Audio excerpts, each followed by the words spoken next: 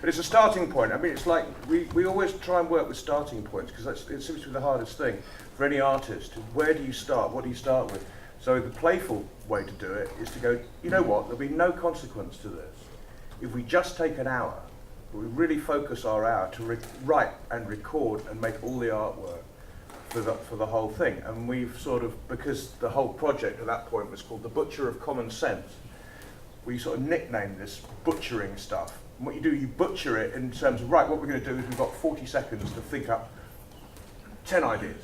You know, 10 ideas, lots of different things. So you just kind of do things really, really quickly. And you might end up with nothing usable.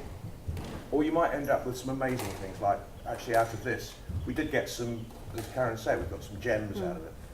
I think it was very exciting. It's like, and there are all sorts of starting points like that, all kinds of games that you play, some of which some of you probably do as well, that kind of sense of working with strategies, you know, sort of just the idea of, you know, throw away the first idea you thought of, you know. And if you've got a middle of an idea, if you've got a central idea to your piece of work, chuck it out, because it might not be the best thing. You might bring it back, but you might just want to chuck it out first of all.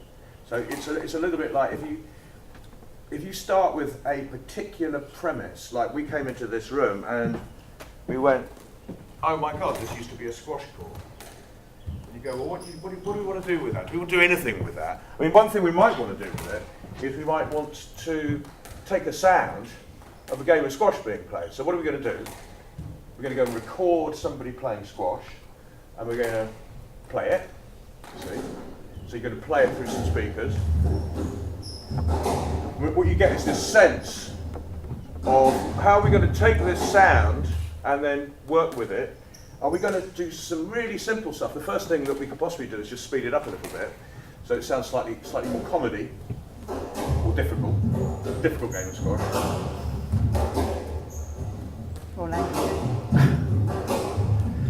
Okay. What's another thing we could do is we could decide to change, and this is sort of like going in the direction of sound design, but it's also like, it's quite a good metaphor for the other things that we do. The way that Sal works, for example, you come up with a core idea and you start expanding around it. I mean, one thing that might work, because we work in spaces an awful lot, is we could imagine a really crazy, huge, endlessly big room. So if people are playing squash in an endlessly big room, what would that sound like? So,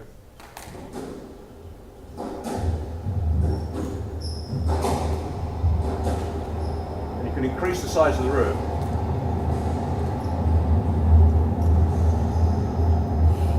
Until it becomes like the sound, the sort of the size of something so unimaginably big. So then you're working with space. And it starts to take your imagination in a particular way, and you kind of think, okay, well, what other, these days with digital technology, what other ways of working with a sound can you make? So you've got all sorts of options now, not just to work with space, but also to work with time, and to stretch time. I want to get this working. So this is now the sound of that squash game, multiplied, double the length. Each sound is double the length. If I stretch that out until my minute-long sample becomes 8 hours.